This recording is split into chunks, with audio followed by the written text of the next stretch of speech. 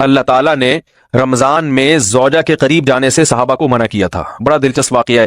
رمضان کی راتوں میں بھی زوجہ کے قریب جانے سے منع کیا تھا. ایک صحابی تھے، وہ رات میں کہیں چلے گئے، اب بڑے پریشان ہوئے، رسول اللہ صلی اللہ علیہ وسلم کے پاس آئے، عرض کیا یا رسول اللہ مجھ سے غلطی ہوئی، رمضان کی رات میں نے اپنی زوجہ کے قریب چلا. آپ نے فرمایا کیوں؟ وہ بڑا دلچسپ واقعہ ہے، بس بظاہر تھوڑا حیا کے خلاف بھی ہے لیکن اتنا بھی نہیں ہے.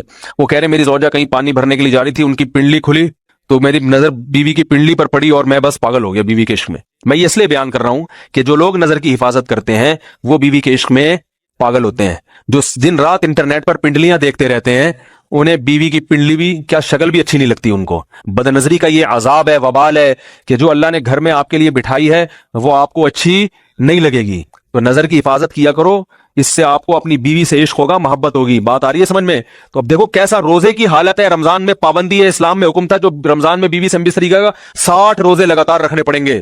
کتنا بڑا جرم، لیکن صحابی سے برداشت نہیں ہوا. صرف زوجہ کے پاؤں پہ نظر پڑی ہے تو وہ کیسے بیوی سے محبت کرتے ہوں گے اور وہ بیوی کے بغیر رہ سکتے ہوں گے. اور آج لوگوں کے فون آتے ہیں ہماری بیگم جس میں کے جاتی ہے اتنی خوشی ایسا اچھا سا فیل ہوتا ہے، ایسا عجیب سا محسوس ہو رہا ہوتا ہے جیسے آزاد ہو گئے. تو میں کہتا ہوں ظاہر ہے اب تمہیں موقع مل گیا کنڈی لگانے کا، ٹھیک ہے نا، اور یہ آنکھ میں ٹکے کرنے کا، تو خوش تو ہوگے. تو یہ بھی ایک عذاب ہے جو لبرل لوگ نے جس عذاب میں ڈالا ہوا ہے نا، اس میں عورت کے حقوق نہیں. عورت کے حقوق نظر کی حفاظت میں اور عورت کے پردہ کرنے میں ہے. جب مرد باہر نکلے گا سب پردے میں ہوں گی تو آئے گا کس کے پاس؟ بیگم کے پاس ہی آئے گا. تو اتنے منہ کالا کرنے کے راستے کھول دیے ہیں تو ظاہر ہے پھر کامیاب ازدواجی زندگی نہیں ہوتی. تو نبی کے پاس آئے، عرض کیا یا رسول اللہ میں برداشت نہیں کر پایا. تو آپ مسکرا دیے. تو وہ نبی کے پاس گئے، یا رسول اللہ ایسے ہوا، مجھ سے غلطی ہو گئی. تو آپ نے فرمایا کیوں؟ فرمایا ایسا ہو گیا تھا. تو آپ صلی اللہ علیہ وسلم نے فرمایا 60 روزے رکھو لگاتار. انہوں نے فرمایا ایک کی طاقت نہیں ہے، اس میں یہ ہو گیا 60 کیسے رکھوں گا، نہیں ہے طاقت 60. آپ نے فرمایا ٹھیک ہے پھر 60 غریبوں کو 2 ٹائم کا کھانا کھلاؤ. فرمایا اس کی بھی طاقت بولو بھائی نہیں ہے. اتنے میں ایک صحابی لائے کوئی چیز صدقہ کرنے کے لیے. تو آپ نے فرمایا چلو اصل حکم تو یہی ہے کہ 60 روزے یا پھر 60 غریبوں کو کھانا، وہ نہیں تو چلو فی الحال ان کو تنبیہ کے لیے کچھ ان سے صدقہ کروا لیتا ہوں. فرمایا چلو یہ فلاں خیرات کی ایک چیز لے کر آئے ہیں، تم یہ لے کے غریبوں میں بانٹ دو. انہوں نے فرمایا مجھ سے زیادہ غریب پورے مدینہ میں بھائی کوئی بھی نہیں. آپ صلی اللہ علیہ وسلم مسکرانے لگے، فرمایا جاؤ کھاؤ اور بچوں کو کھلاؤ. اور بھائی غلطی بھی ہوئی اور گھر میں راشن بھی آ گیا.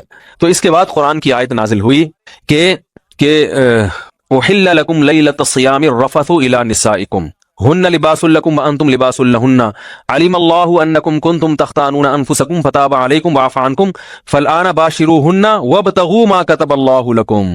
فرمایا اللہ کو بتایا کہ تم اس حکم پر عمل نہیں کر سکتے، لہٰذا رمضان کی راتوں میں تمہیں اپنی بیوی کے پاس جانے کی اجازت ہے، لہذا ان کے پاس جایا کرو اور اس اولاد کو تلاش کرو جو اللہ نے تمہارے مقدر میں لکھ دی ہے. قرآن جہاں بھی بیوی سے ریلیشن قائم کرنے کی بات کرتا ہے اولاد کا ذکر لازمی کرتا ہے، یعنی تلاش کرو اس اولاد کو جو اللہ نے تمہارے لیے لکھ دی ہے.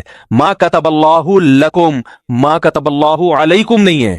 علا کا مطلب تمہارے خلاف، لکم کا مطلب تمہارے فائدے کے لیے. لام عربی میں نفع کے لیے آتا ہے، علا عربی میں ضرر اور نقصان کے لیے آتا ہے. فرمایا یہ نہیں کہ اس اولاد کو تلاش کرو جو بطور پینلٹی کے اللہ نے تمہارے متھے لگا دی ہے، جو اللہ نے تمہارے فائدے کے لیے لکھ دی ہے. اس سے پتہ چلتا ہے اسلام اولاد کی کثرت پہ کس قدر حریص ہے. بات آ رہی ہے اور بھی اس بارے میں آیتیں ہیں قرآن مجید کی، مگر میں اب زیادہ تفصیل میں نہیں جاؤں گا. کچھ آیتیں رہ گئی ہیں، کچھ احادیث رہ گئی ہیں، تو وہ انشاءاللہ پھر اگلے